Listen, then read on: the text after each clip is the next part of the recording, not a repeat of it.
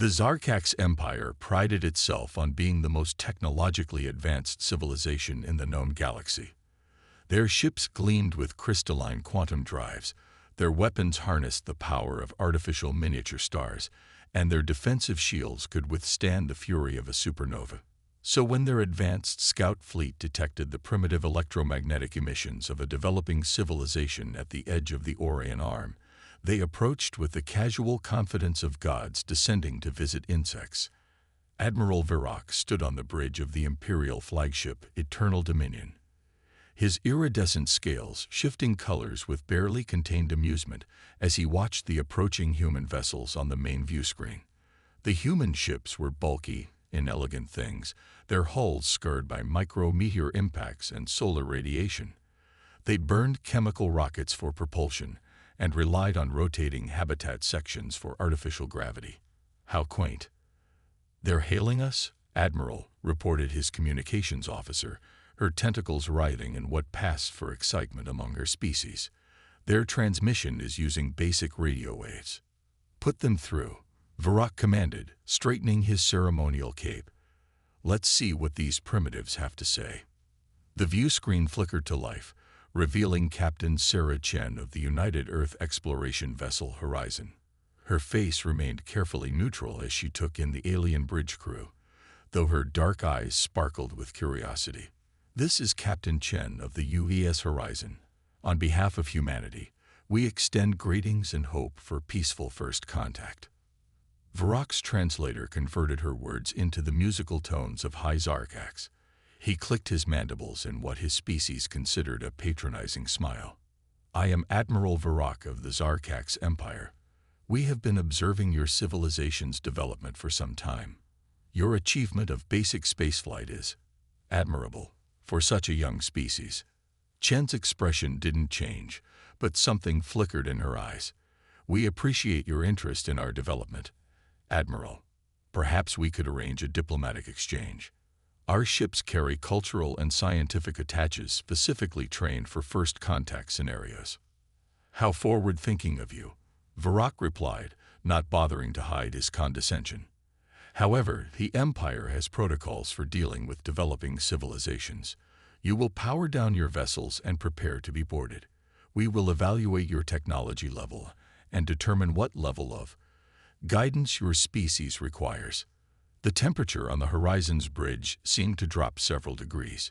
Chen's voice remained diplomatic, but took on an edge of steel. "With respect, Admiral, we are not in the habit of allowing unknown powers to board our vessels without proper diplomatic protocols in place. We're happy to establish peaceful relations, but we must insist on being treated as equals." Varrock's scales shifted to a deep purple of annoyance. "You misunderstand, Captain. This is not a negotiation. Your species' primitive level of development requires imperial oversight. Resistance would be unfortunate." He gestured to his weapons officer. "Target their propulsion systems. Minimal power. We wouldn't want to accidentally destroy such fascinating specimens." "Admiral," his science officer interrupted, mandibles clicking rapidly. "I'm detecting unusual energy readings from the human vessels.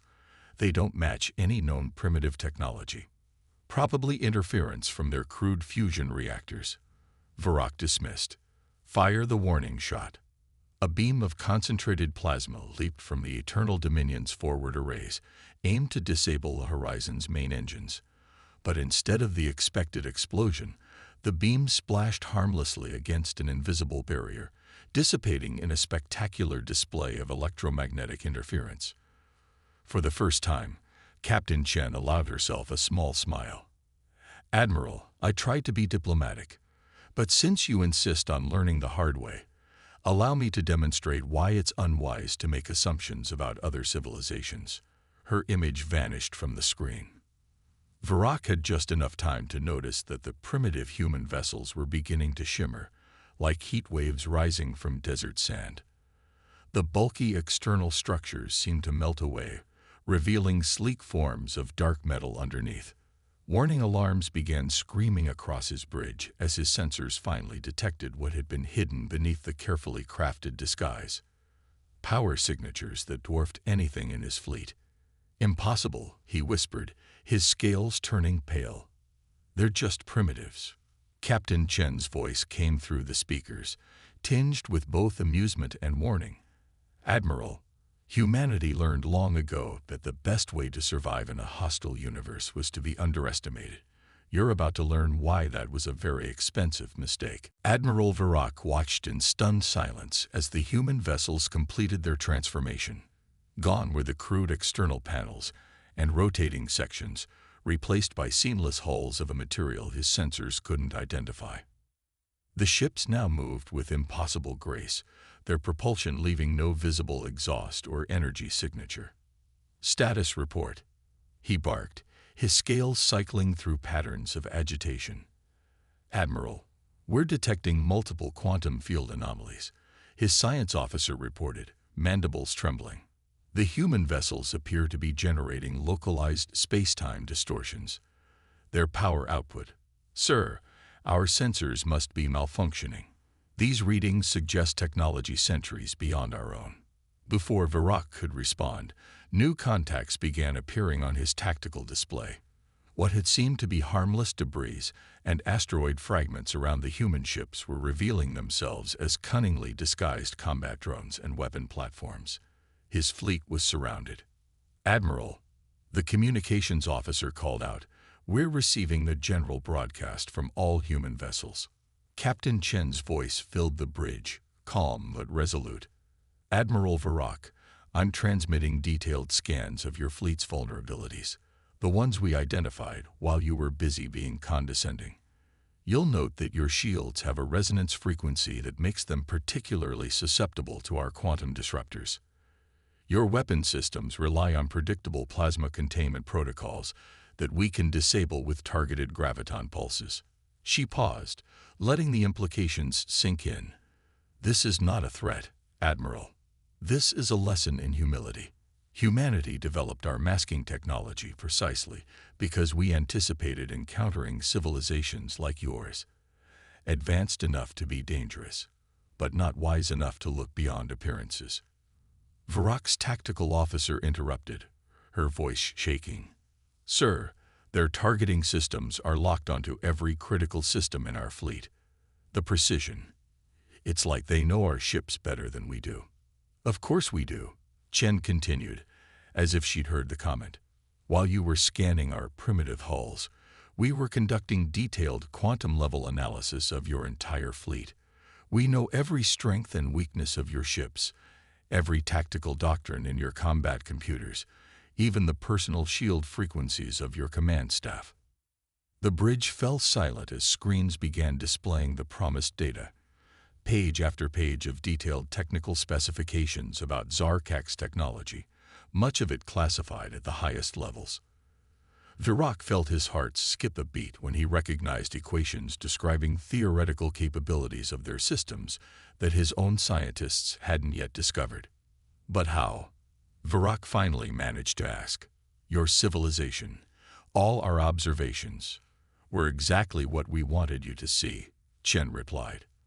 "Those primitive electromagnetic emissions, carefully crafted broadcasts designed to attract the attention of expansionist empires like yours. The crude chemical rockets, a sustainable cover for our real space program. Even now, only a fraction of our true civilization is visible to outside observers." New holograms appeared on the bridge, showing vast networks of human installations and ships that had been completely invisible to Zarkak sensors.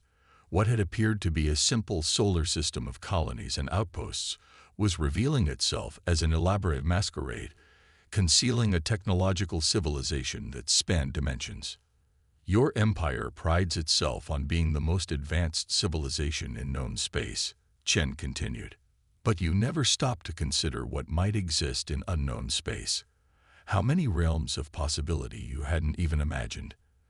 That's the problem with assuming you're at the pinnacle of development. You stop looking up." Varrock sank into his command chair, his proud bearing crumbling as the full magnitude of his error became clear. His fleet, the pride of the Empire, was completely at the mercy of a civilization they had dismissed as primitive mere moments ago. Worse, They had broadcast their own arrogance and aggression to a power that could have swatted them aside like insects at any moment. "What are your demands?" he asked, his voice barely a whisper. "Demands." Chen's tone softened slightly. "Admiral, this isn't a conquest or a subjugation. This is an invitation to grow. Humanity has no interest in dominating other civilizations. We've moved beyond such primitive impulses. What we offer instead is an opportunity to learn, to expand your understanding of what's possible." She paused, and when she spoke again, there was a hint of warmth in her voice. "Your empire's technology is impressive, Admiral.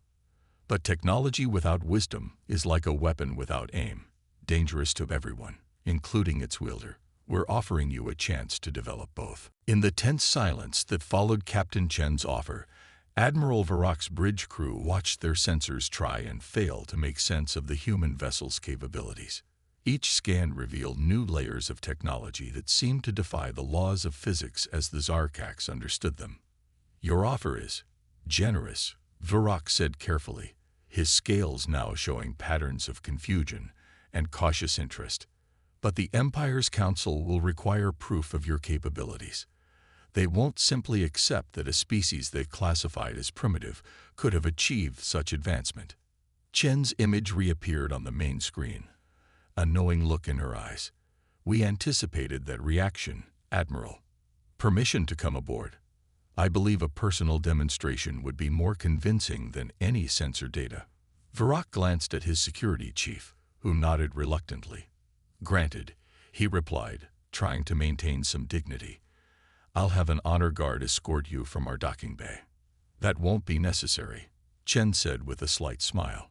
A soft chime sounded behind Varrock, and he turned to find the human captain standing on his bridge, having appeared out of thin air. His security team raised their weapons instinctively, but found they wouldn't fire. "Quantum tunneling transportation," Chen explained casually, as if discussing the weather. "We mapped your ship's internal structure during our initial scans. I'm not actually here in a physical sense. This is a hard-light projection coupled with a quantum consciousness transfer. My body is still on the horizon, but I can interact with you as if I were present." Varrock's science officer dropped her datapad, mandibles agape. That's impossible. The energy requirements alone would be astronomical using your current understanding of quantum mechanics." Chen finished for her. She gestured, and a holographic display appeared in the air between them, showing complex equations. "You're still approaching quantum manipulation from a four-dimensional perspective. Once you understand how to access the higher dimensional brains, the energy cost becomes negligible." She walked to the science station, pointing to specific parts of the equations. The science officer's eyes widened as she followed the mathematical logic. This would revolutionize our entire understanding of physics." "It's just the beginning," Chen said. "Your civilization has achieved remarkable things, Admiral. Your quantum drive technology, while different from our approach, shows genuine innovation. Your artificial gravity systems are elegant in their efficiency. You've laid excellent groundwork. You just need to take the next step." Varrock found himself drawn into the discussion despite his wounded pride. Why reveal all this now? Why not simply destroy our fleet when we threatened you? "Because that would prove us no better than those who judge by appearances," Chen replied. "Humanity's path to advancement wasn't smooth. We made plenty of mistakes, including many born of arrogance. But we learned from them. When we first achieved faster-than-light travel, we nearly announced ourselves to the galaxy immediately. Then we detected signals from civilizations like yours, advanced, proud, and quick to subjugate those they saw as lesser beings." She waved her hand, and the bridge was suddenly surrounded by a three-dimensional star map showing hundreds of civilizations, their territories marked in different colors. "Instead of revealing ourselves, we watched, we learned. We developed technologies that could hide our true nature while allowing us to explore and understand the galaxy's political landscape. We built our masking protocols not out of fear, but out of wisdom. And now?" Varrock asked, his voice barely a whisper. Now we've reached a turning point, Chen said. Your empire is not the first to discover us, Admiral.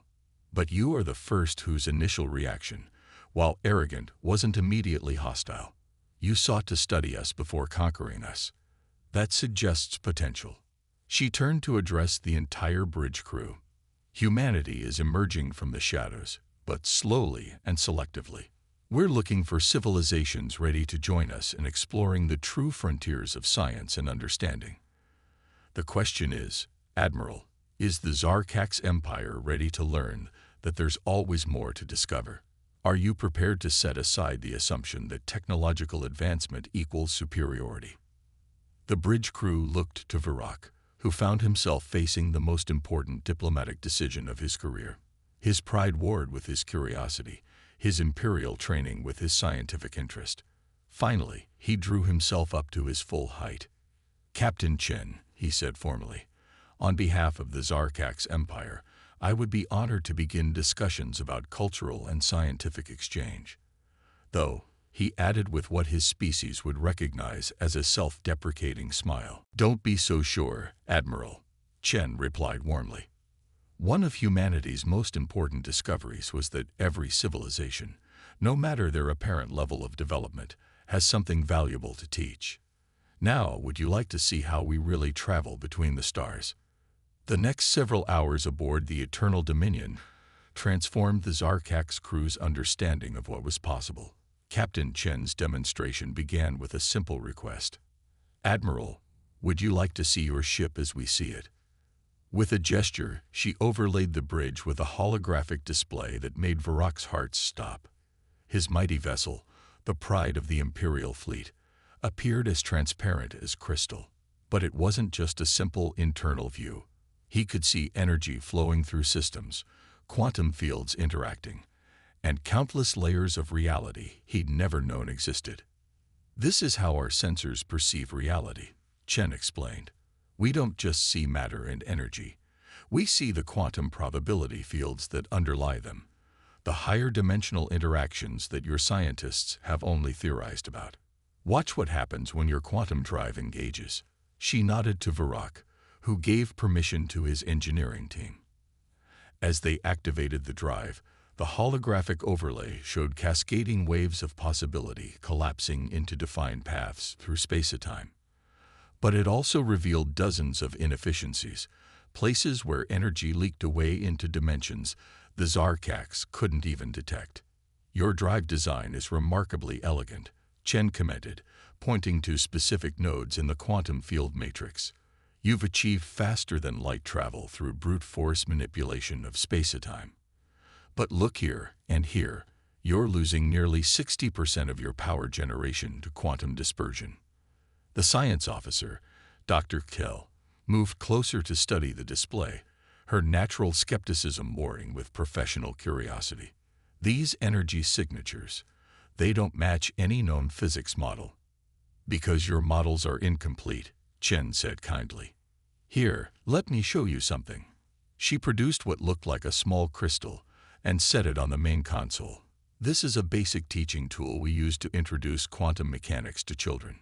The crystal began to glow, projecting a series of increasingly complex equations into the air.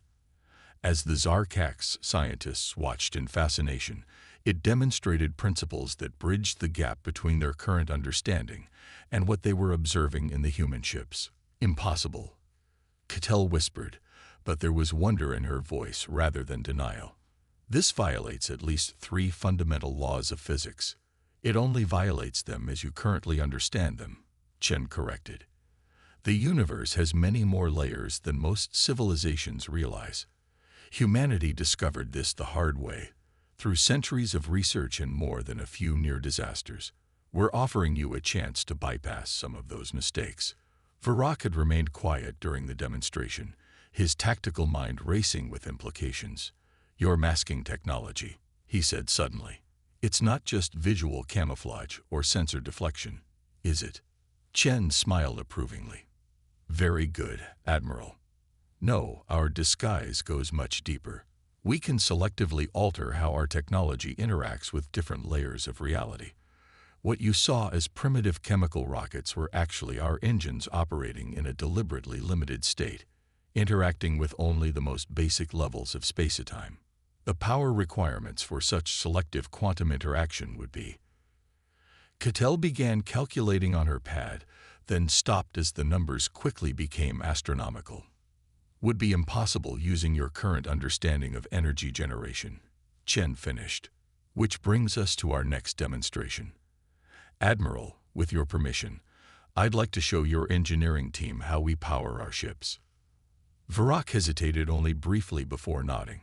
His pride as an Imperial officer had been thoroughly humbled, replaced by an almost childlike curiosity about what other wonders these humans might reveal. The next few hours passed in a blur of revelations. The humans showed them power systems that drew energy directly from the quantum vacuum, communication methods that operated through higher dimensions, and defensive systems that could selectively phase ships out of normal spacetime. But more surprising than the technology was the humans' openness in sharing it. There seemed to be no fear that the Zarkax might use this knowledge against them, no holding back of crucial details. Why? Varrock finally asked. Why trust us with these secrets? Chen's expression grew serious. Because they're not really secrets, Admiral. They're natural laws waiting to be discovered. Any civilization that survives long enough and remains curious enough will eventually find them. We're not giving you weapons or tactical advantages. We're helping you see the universe as it truly is. She paused, looking out at the star-filled view screen. Besides, the greatest discoveries rarely come from singular perspectives. Every civilization that joins the greater community brings their own unique insights and innovations. The Zarkax Empire has achieved amazing things with your understanding of quantum mechanics. Imagine what you might discover once you can see the full picture. As if to emphasize her point, Dr. Cattell suddenly straightened up from where she'd been examining the teaching crystal. Captain, I think I see how we could modify our existing drive geometry to account for these higher dimensional interactions, if we reconfigure the quantum matrix too. She excitedly began explaining a theory that made Chen's eyebrows rise in surprise. That's actually an approach we hadn't considered, the human captain admitted. It would be more efficient than our current method for certain applications. Varrock felt a surge of pride, different from his earlier imperial arrogance. This was pride in his people's potential, in their ability to learn and contribute even when faced with technology centuries ahead of their own. 3 months after the historic first contact between humanity and the Zarkax Empire, the Eternal Dominion looked very different. The once pristine Imperial flagship had been transformed into a floating laboratory and cultural exchange center. Teams of human and Zarkax scientists worked side by side, combining their knowledge in ways that pushed the boundaries of both civilizations' understanding.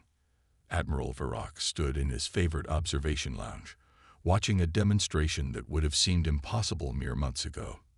A joint team was testing a new hybrid drive system that combined human quantum manipulation techniques with Zarkax energy distribution principles. The test drone shifted smoothly between dimensions, its passage through space-time barely causing a ripple in reality. Remarkable progress, Captain Chen said, her quantum projection appearing beside him. Over the past months, the Zarkax had grown used to humans appearing and disappearing this way, though it still occasionally startled newer crew members. Indeed, Varrock agreed, his scales showing patterns of contentment and excitement. Dr. Cattell's team has already submitted 12 new patents to the Imperial Science Council. Though I understand they're having some difficulty accepting that most of their fundamental physics texts need to be rewritten. Chen laughed softly. Change is never easy, but your people have adapted remarkably well. We've seen other civilizations take years to accept even the basic concepts we shared. Varrock's scales shifted to show thoughtfulness, perhaps because you showed us not just new technology, but a new way of thinking. He turned to face her directly. You know, in the Imperial Academy, they taught us that true power came from superior force, from having technology that others couldn't match. But that's not really it, is it? Go on, Chen encouraged, curious to hear his perspective. Real power, Varrock continued, comes from understanding. Not just understanding technology or physics, but understanding ourselves and others. The Empire has spent centuries trying to prove its superiority, when we could have been learning from those we encountered. Outside the window, another test flight began. This time, the drone demonstrated a cloaking system that combined human quantum masking technology with Zarkak's crystal lattice energy distribution. The result was more efficient than either civilization's original designs. That's why you hid your true capabilities, Varrock said, watching the drone fade in and out of different layers of reality. Not out of fear or secrecy, but because you understood that true advancement has to come from within. If you had simply given us this technology from the start, you wouldn't have been ready for it, Chen finished. More importantly, you wouldn't have contributed your own innovations. Every breakthrough we've made together has come from combining our different perspectives. She gestured to a nearby display, showing real-time data from various joint projects across the fleet. Look at these results. Your scientists' work on quantum crystalline matrices has already suggested improvements to our own systems. Dr. Kell's theories about multidimensional energy distribution are opening up entirely new avenues of research. We've learned as much from you as you have from us. Varrock's scales showed surprise. Surely not. Your civilization is centuries ahead of ours. In some ways, Chen acknowledged. But advancement isn't a single linear path.